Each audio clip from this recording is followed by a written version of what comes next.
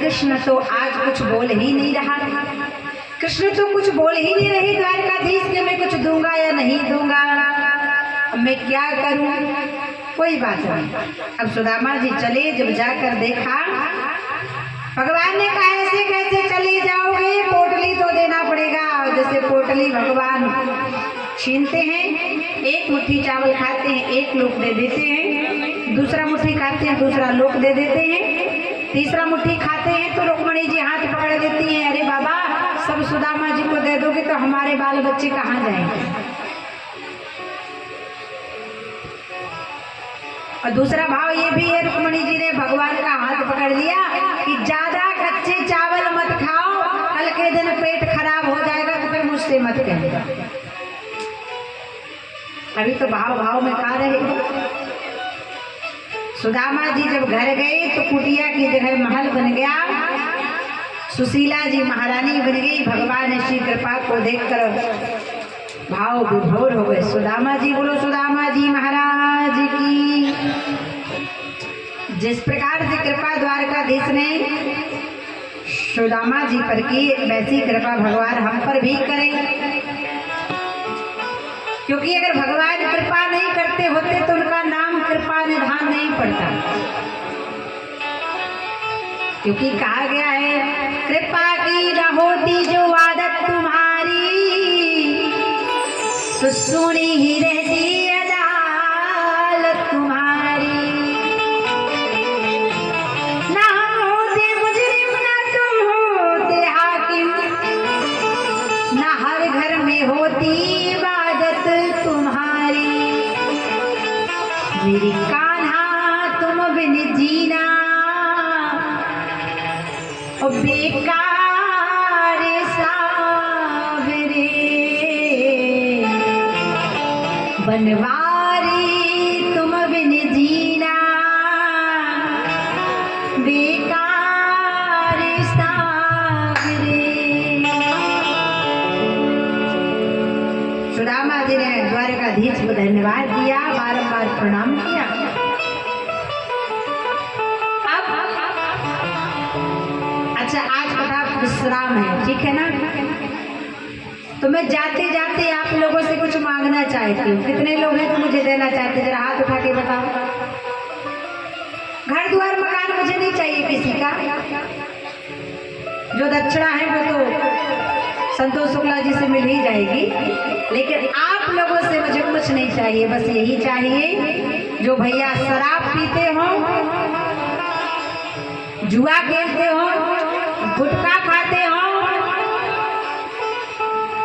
चिलम पीते हो, नाना प्रकार के सॉल्यूशन का नशा करते हो,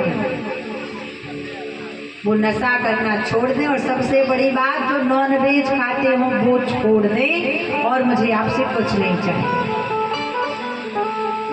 माँ बाप की सेवा करो, घर द्वार में माँ बहन बेटी का सम्मान करो, और नाना प्रकार के दुष्कृत्य से बच के रहो, और साधु संत की सेवा करो। यही सदकर्म अपनाओ, यही अपने बच्चों को समझाओ। बोलो वृंदावन बिहारी लाल की। लेकिन एक बात है, आज कथा का विश्राम में देखो, पहले कथा 11 साढ़े 11 तक बंद हो जाती थी, लेकिन अब 12:30 हो गया, लेकिन कोई भी अपने स्थान से हिल नहीं रहा। धन्य है तपसी की माता, धन्य है, धन्य है। लेकिन आगे की माताएं तो बढ़िया कथा सुन रही, लेकिन पीछे की एक दो नींद हो गई, कोई बात नहीं। अब पीछे, क्योंकि आगे के लोग सोचते हैं कि हम जयकारा देवी जी लगवाएंगे तो हम क्यों लगाएं, बीच के लोग तो लगा रहे हैं। बीच के लोग सोच देते हैं हम क्यों लगाएं, पीछे के लोग तो लगा रहे हैं। अब पीछे के लोग सोचने लगते हैं हम जयकारा क्यों लगाएं, देवी जी तो लगा ही रही हैं। जो कर्म करेगा फल उसे प्राप्त होगा।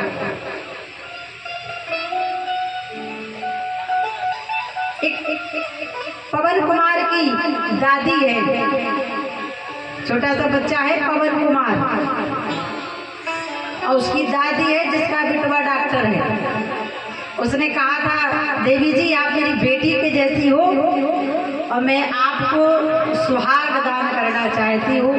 तो उन्होंने इतने सुंदर कंगन दान किए हैं, पहले तो हमें लगा सोने के हैं, लेकिन इतने अच्छे कंगन महाराज, इतने अच्छे कंगन हैं कि इनको देखकर मेरा मन हो गया कि मैं इनको पहन लूं। तो दान ऐसी चीज करो कि दान लेने वाला का दिल हृदय गदगद हो जाए, तो समझ लेना ठाकुर की कृपा अपने आप हो गई। उस मैया को मैं बहुत आशीर्वाद देती हूँ। कई दिन से वो मैया मेरी सेवा करे गई। एक दिन तो बोली थी देवी जी गला दबा दे। हकीकत बात है रही मैया, मैंने कहा है पवन कुमार की दादी गला ना दबा। बोली गला का मतलब है गर्दन दबा दे, तो गर्दन बोलो गला ना दबा बोलो। राधे राधे। बड़ी सेवा की है इन माताओं ने, बिटिया की तरह सेवा की है, इसलिए मैं बहुत बहुत आशीर्वाद देती हूँ। चाहे वो वीरेंद्र भैया की माँ हो, सबने मिलकर बड़ा सेवा भाव दिया है, सम्मान दिया है। बोलो वृंदावन बिहारी लाल की।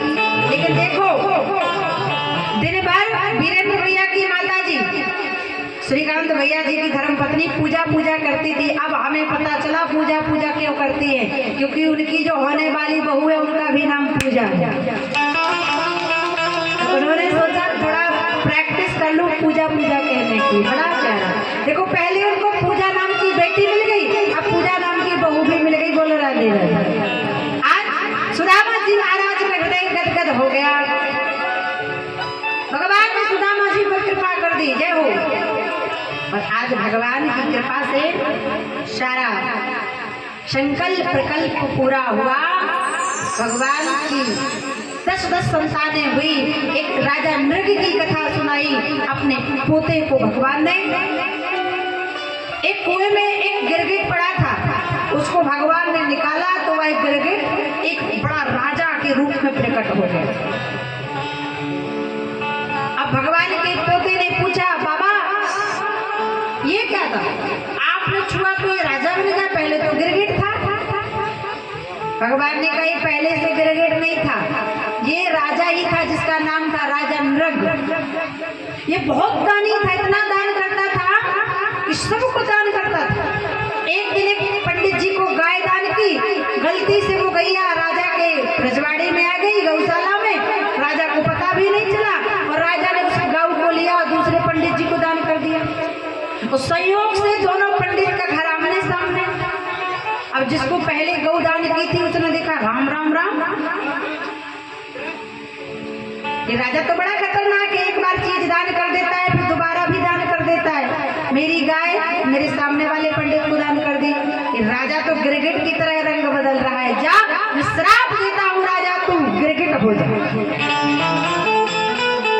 राजा को तो पता भी नहीं कि गौ माता गलती से आ गई, तब भी गिरगिट बनना पड़ा। और भगवान के स्पर्श से आज है पुनः राजा नृग के रूप में अवतरित हो गया। इसलिए कहते हैं ब्राह्मण का धन कभी हनन नहीं करना चाहिए। ब्राह्मण को दिया गया वचन, ब्राह्मण को दिया गया दान का संकल्प, उससे ना एक पैसा ज्यादा न एक पैसा कम। संकल्प तो संकल्प होता है। ऐसे नृत्य की कथा सुनाकर सुंदर भाव प्रकल्प किया। भगवान ने सुंदर जीवन यश गाया, अपने प्रजाओं के साथ, नाती पोता के साथ जीवन जिया। अब भगवान अपने परम धाम को जाने का सोचने लगे। तो श्लोक सुखदेव जी परीक्षित को कहते हैं और अंतिम श्लोक कहा, सभी लोग अच्छे से कमर की हड्डी को ठीक करके बैठ जाओ, रीढ़ की हड्डी को सीधा करके बैठ जाओ। अब क्योंकि अंतिम श्लोक बोला जा रहा है। पहला श्लोक आप लोगों ने सुना, सच्चिदानंद रूपाय विश्वोत्पत्त्यादि हेतवे तापत्रय विनाशाय श्री कृष्णाय वयं नमः। बंसी विभूषित कराल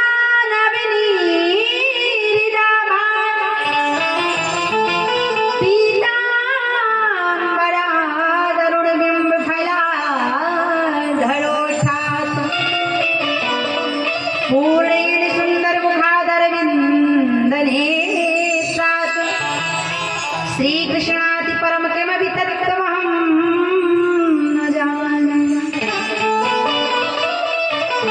प्रथम श्लोक 23 मार्च को हमने श्रवण किया। अब 29 मार्च कथा विश्राम दिवस, अंतिम श्लोक सुखदेव जी राजा परीक्षित को सुनाते हैं और अंतिम श्लोक कहकर राजा परीक्षित के सामने से सुखदेव जी अपना कंबल उठाकर और जंगल की ओर चल गए।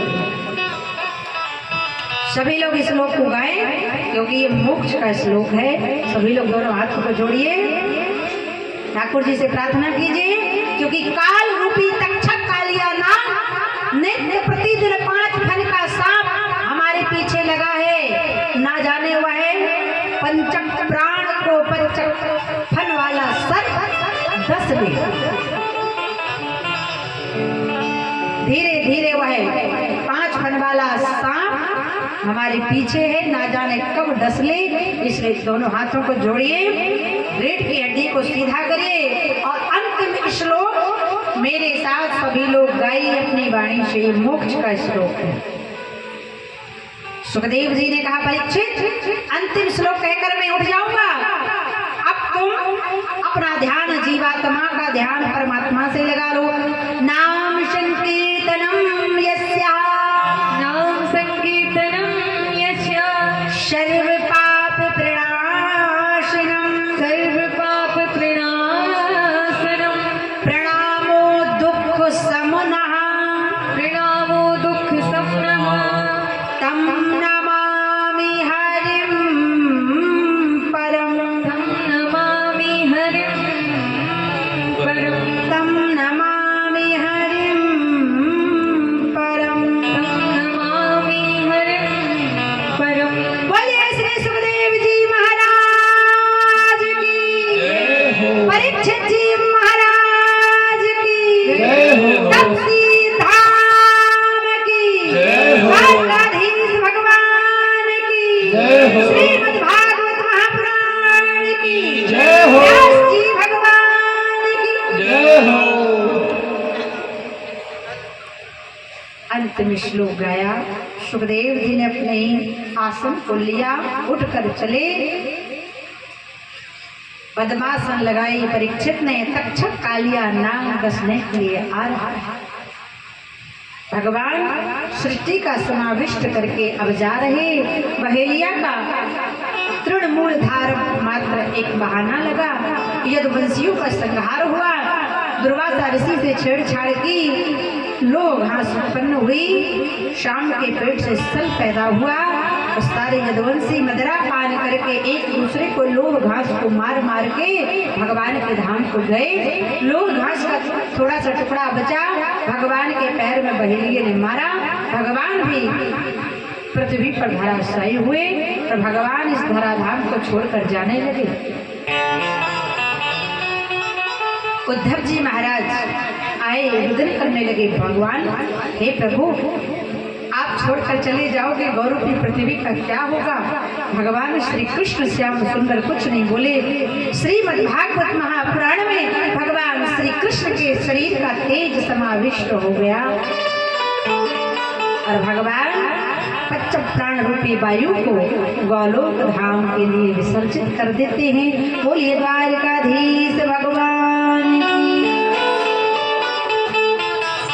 यहाँ पर कालिया पंच प्राण लिए फनफनाते हुए चला आ रहा सप्त दिवसीय श्रीमद् भागवत महापुराण की कथा का जो धर्म था वो राजा परीक्षित की रक्षा करने के लिए खड़ा हो गया।